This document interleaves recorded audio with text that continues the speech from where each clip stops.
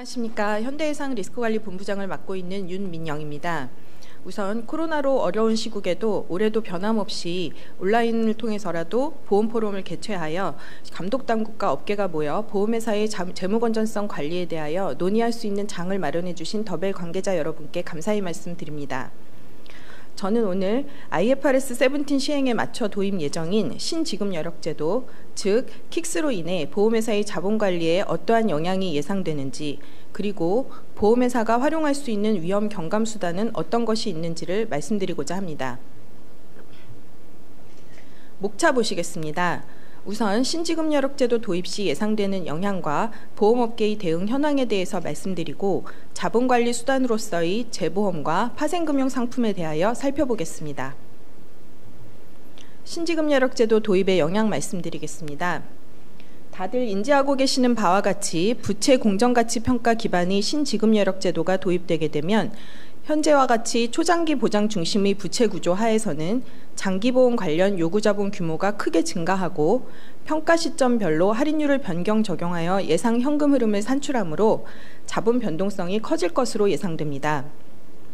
현재 대형 손보사의 장기 신계약 포트폴리오를 살펴보면 상대적으로 보험 기간이 짧은 저축성 보험이나 운전자 보험, 재물보험보다는 만기가 긴 질병 및 상해성 인보험 비중이 크게 늘어난 상황입니다. 이렇듯 초장기 상품 중심의 시장이 지속 확대되고 있는 상황에서 보험사의 부채 듀레이션은 현행 RBC 제도 하에서도 10년 수준까지 확대되었습니다. 시가평가에 따른 자본 변동성 확대에 대하여 좀 더 말씀드리겠습니다. 현행 RBC 제도에서는 자산을 시가평가하고 부채는 원가평가하기 때문에 금리 하락 시 자산의 가치는 증가하는 반면 부채 가치는 변하지 않기 때문에 자본이 증가하게 됩니다. 그러나 자산과 부채를 모두 시가 또는 공정가치로 평가하는 킥스 제도 하에서는 금리가 하락하게 되면 자산가치 증가뿐 아니라 부채 가치도 증가하기 때문에 통상 부채의 금리 민감도가 자산보다 큰 보험회사의 경우에 자본이 감소하게 됩니다. 또한 RBC 제도 하에서는 미래 현금 흐름 산출에 적용하는 계리적 가정이 악화되더라도 원가로 적립한 보험 부채의 가치가 영향을 받지 않지만 킥스 제도에서는 손해율이나 해약률과 같은 계리적 가정이 악화되게 되면 보험 부채 규모가 증가하기 때문에 자본이 감소하는 영향을 받게 됩니다. 이렇듯 신제도에서는 평가 시점마다 시장금리와 계리적 가정을 현행화하여 평가하기 때문에 부채의 현금 흐름 및 가치 변동이 심화되어 가용자본의 변동성이 확대될 것으로 예상됩니다. 뿐만 아니라 신제도 하에서는 현행 제도 대비 장기보험의 리스크 측정 범위가 대폭 확대될 예정입니다. 현행 제도 하에서 보험 리스크는 직전 1년간 거수한 위험보험료를 기준으로 산출되고 금리 리스크는 보험 부채의 잔존 만기를 최대 30년으로 하여 산출하고 있습니다. 반면 신제도에서는 보험 리스크와 금리 리스크 모두 보험 부채의 잔존 만기 전체에 대한 부채 현금 흐름을 리스크 산출 대상으로 하기 때문에 현행 대비해서 장기보험 관련 요구 자본이 크게 증가할 것으로 예상됩니다. 예를 들어 RBC 제도 하에서 장기보험 관련 보험 리스크와 금리 리스크 구성비는 약 35% 수준으로 나타났지만 킥스 QIS2를 실시해 본 결과 약 68% 수준까지 확대되는 것으로 나타났습니다. 그럼 보험업계에서는 제도 변화에 대비하여 어떤 노력을 해왔는지, 그리고 이러한 노력이 앞으로도 계속 유효할지에 대해서 살펴보겠습니다. 우선 수년간 많은 보험회사들이 후순위채와 신종자본증권 등 자본성 증권을 발행하여 가용자본을 확충해왔습니다. 2016년 말 기준으로 업계의 자본 확충 규모는 누적 기준으로 무려 12조에 가깝습니다. 다만 새로운 제도 하에서는 이러한 자본성 증권의 효용이 현재보다는 감소할 것으로 예상이 됩니다. 킥스 제도에서는 자본성 증권뿐 아니라 비상위험준비금과 해약환급금 부족 상당액이 보안자본으로 분류되고 보안자본은 요구자본의 50% 내에서 가용자본으로 인정을 받기 때문에 만약 해약환급금 부족 상당액 규모가 증가해서 보안자본 인정 한도가 초과하게 되면 자본성 증권이 가용자본으로서 인정을 받지 못하게 될 가능성이 커지게 됩니다. 보험회사가 자본성 증권을 발행해서 이자를 부담하고 있다 하더라도 가용자본으로 인정받지 못하게 될 가능성이 커진다는 얘기가 되는 것이죠. 또한 보험회사에서는 금리 리스크 경감을 위해서 자산과 부채의 듀레이션을 매칭하고자 지속적으로 장기 채권을 매입해왔습니다. 실제로 손보사의 평균 자산 듀레이션은 과거 3년간 약 6년에서 9년 수준까지 확대되었습니다. 그러나 자산 듀레이션 확대를 위해서 무한정 장기채를 매입하기도 이젠 어려운 상황입니다. 저금리 기조가 장기화되면서 최근 국고채 금리 수준은 크게 하락하였으며 보험회사는 그간 공시이율과 예정이율 인하 등을 통해 부담이율을 낮추려는 노력을 기울이고 있으나 아직까지도 채권금리는 부담이율을 크게 하회하고 있는 상황입니다.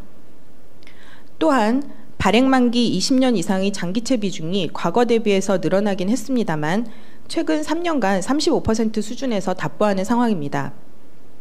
금년에 기재부에서는 50년물을 약 4조 원가량 발행하겠다라는 발표를 한 바 있습니다만 지금처럼 저금리 상황하에서 초장기물을 보험회사가 적극 매입하기는 쉽지 않은 상황이라 하겠습니다. 한편 금융감독 당국에서는 킥스 제도 도입을 앞두고 보험부채 구조 개선과 금리 리스크 관리를 지원하고자 최근 관련 법규를 개정하였고 이에 따라 2020년 6월부터 공동재보험 제도가 도입되었고 2020년 9월부터는 해지 목적의 금리 파생상품 매입이 허용될 예정입니다. 자본규제제도 강화와 더불어서 적극적인 자본관리를 가능하게 하는 공동재보험과 파생상품 활용이 가능하게 된 것은 업계로서는 환영할 만한 일이라고 생각합니다. 다만 RBC 제도 하에서 그 활용 범위가 공동재보험은 비례재보험으로 한정되고 금리 파생상품은 해지거래 요건이 충족되는 경우로만 한정되기 때문에 향후에 도입될 킥스 제도 하의 자본관리를 위해서는 좀 더 다양한 위험 경감 기법 도입이 필요하다고 생각합니다. 이에 저는 다양한 재보험과 파생상품 활용 기법에 대해서 말씀드리고자 합니다. 우선 재보험을 활용한 장기보험 관련 리스크 경감 방안을 살펴보도록 하겠습니다. 유럽에서는 2016년 솔벤시2 제도가 도입되면서 보험 리스크 전가를 위한 다양한 형태의 재보험이 활용되고 있습니다. 국내에 허용된 공동재보험에 대해서는 문성훈 파트장님이 상세하게 설명드릴 것이므로 저는 이중 손해율 안정화 재보험과 대량 해지 위험 전가 재보험에 대해서 말씀드리겠습니다. 우선 어닝 스테빌라이제이션 솔루션, 즉 손해율 안정화 재보험은 재보험 계약을 체결하고 난 이후에 손해율이 재보험사와 원수사 간에 사전 약정된 수준, 즉 코리더를 초과하게 되는 경우에 초과된 손해율 수준만큼 재보험금을 지급하는 재보험 기법입니다. 최저가정상 예상보험금을 초과해서 보험금이 지급될 위험 중에서 코리더를 초과한 보험금만큼은 재보험금으로 회수되기 때문에 그만큼의 리스크 경감이 가능하다고 하겠습니다. 예를 들어서 말씀드리겠습니다. 우선 장기손해보험 담보 중에서 요구자본 경감 효과를 높이기 위해 요구자본 공헌도가 높은 담보, 즉 개별 리스크 한 단위 증감할 때마다 요구자본 변화가 상대적으로 큰 담보를 선택하고 재보험자와의 가격 협상을 감안해서 보유 물량이 어느 정도 일정 수준 이상이 되고 손해율 변동성이 상대적으로 안정적인 담보에 대해서 손해율 안정화 재보험에 가입하는 것으로 가정해 보겠습니다. 다만 이러한 가정하에서의 산출되는 결과는 어디까지나 예시이고 회사별 포트폴리오나 요구자본 구성비에 따라서 영향도가 다를 수 있음을 유의해 주시기 바랍니다. 아래와 같이 담보별 손해율과 코리더를 가정해보고 위험보험료 구성비가 10% 정도, 그리고 손해율 변동성은 8%로 상대적으로 안정적이며 코리더가 75%로 설정된 암진단 담보를 기준으로 살펴보겠습니다. 암진단 담보의 경우에 보험 관련된 리스크량은 1,500억 원 감소하고 리스크량 공헌도에 따라서 요구자본은 750억 원 감소하며 장기손해보험 리스크량이 감소함에 따라서 위험마진도 감소하기 때문에 가용자본이 500억 정도 증가하는 것으로 산출되었습니다. 이에 따라서 킥스 기준의 지급여력 비율은 3%포인트가량 개선하는 것으로 나왔고 이는 약 1,500억 원의 자본을 확충하는 것과 유사한 효과에 해당된다고 하겠습니다. 예, 다음은 매스랩스 커버, 즉 대량 해지 위험전가 재보험입니다. 본 재보험 유형은 재보험 기간 동안의 해약률이 원수사와 재보험사 간에 합의한 해약률 수준인 AP를 초과하는 경우에 최대 한도인 DP 내에서 재보험금을 지급받는 형태입니다. 즉, 배를 산출할 때 적용한 해약률 가정에 따른 예상 잉여분 중에서 해약률 증가로 인해 잉여가 줄어들 위험인 해약 리스크량을 일정 범위 내에서 재보험자가 보전해주는 형태의 재보험이라고 하겠습니다. 이러한 경우에 AP를 초과할 확률과 예상되는 재보험금 규모에 따라서 재보험 가격 수준이 달라질 것입니다. 다음 페이지에서 예를 들어 말씀드리겠습니다. AP 수준별로 지급여력 비율 영향도를 살펴보면 AP 설정된 세 가지 예시 중에서 가장 낮은 수준인 20%로 AP를 설정하는 경우에 해약 리스크량이 6천억 원 정도 감소하고 요구자본은 2천억 원 감소, 역시 위험마진 감소로 인해서 가용자본은 약 1,200억 원 증가하고 지급여력 비율은 8%포인트 정도 개선하는 것으로 산출되었습니다. 즉, AP가 낮을수록 재보험금 발생 가능성이 높아지기 때문에 요구자본 경감 효과는 커지게 되지만 이런 경우에 재보험료는 증가할 것으로 예상이 됩니다. 또한 매스랩스 커버의 경우에는 단기간 급격한 해지 증가로 인한 손실을 담보하기 때문에 대량 해지에 의한 해약 리스크량을 적용받는 회사의 유용한 방법이라고 할 수 있겠습니다. 예, 이제 금리 리스크 경감을 위한 파생금융상품 활용에 대해서 살펴보겠습니다. 앞서 말씀드린 바와 같이 올해 9월부터는 해지 목적의 금리 파생 상품을 통한 금리 리스크 경감이 가능해집니다. 다만 현행 제도 하에서는 감독 규정상 해지 거래 요건을 충족하는 경우에 한해 인정을 받으므로 위험 회피 대상이 개별적으로 식별 가능해야 하고 또한 회피 대상 위험이 현금 흐름 변동 위험이어야 하는 등의 요건을 충족할 수 있는 파생금융 상품의 경우에 활용이 가능하게 됩니다. 따라서 현재 인정 가능하고 활용 효과가 있을 것으로 예상되는 파생 상품은 채권 선도 거래 정도로 생각이 되고 향후에는 부채를 공정가치로 평가하게 되면 또한 그리고 기준서상의 파생 상품을 활용한 금리 리스크 경감 요건이 현행 감독 규정보다 완화되는 킥스 제도 하에서는 좀 더 다양한 방법의 파생금융 상품 활용이 가능해질 것으로 생각됩니다. 다양한 상품에 대해서는 다음 장에서 좀 더 살피도록 하겠습니다. 예, 우선 KTB 포워드입니다. KTB 포워드는 기약정한 가격으로 미래 일정 시점에 국채를 매수하는 선도 계약입니다. 국고채 30년 현물과 KTB 포워드의 가장 큰 차이점은 현금 유출이 지금 당장 발생하느냐 아니면 미래의 약정 시점, 예를 들어 5년 후에 발생하느냐의 차이라고 하겠습니다. 물론 거래 상대방은 그 5년 동안 대상 채권을 직접 보유하고 나서 매입사에 인도하기 때문에 신용 리스크에 노출되지만 담보 설정을 통해 계약 불이행에 따른 손실은 보전 가능할 것으로 예상됩니다. 포워드는 현금 흐름이 고정돼서 현금 흐름 위험 회피 회계가 인정 가능하고 당장의 현금 유출 없이도 약정만으로도 자산 듀레이션을 인정받을 수 있기 때문에 보험회사 입장에서는 유용한 수단이 될 수 있겠습니다. 금리 스왑입니다.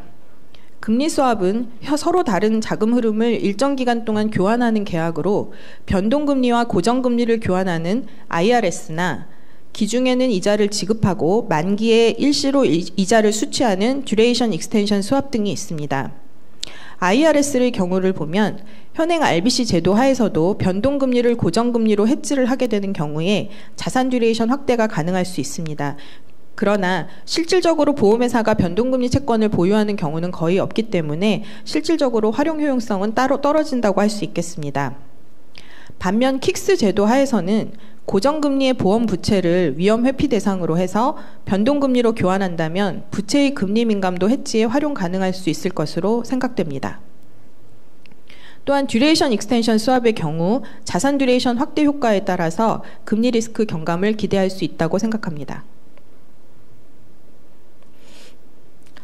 스왑션은 IRS를 매수나 매도하는 옵션 계약으로서 IRS 만기나 고정금리, 즉 행사금리 수준 혹은 옵션 계약의 만기에 따라서 가격이나 금리 영향도가 달라지는 특성이 있습니다.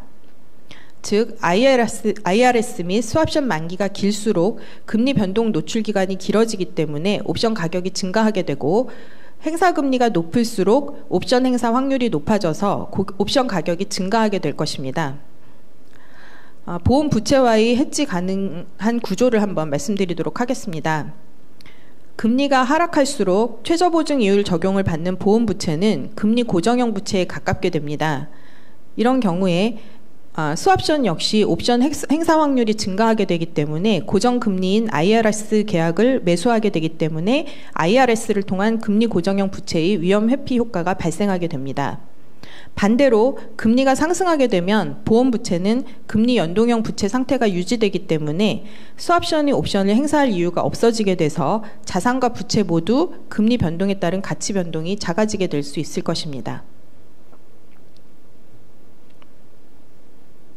마지막으로 인버스 FRN, 즉 역변동금리부 채권에 대해서 살펴보겠습니다.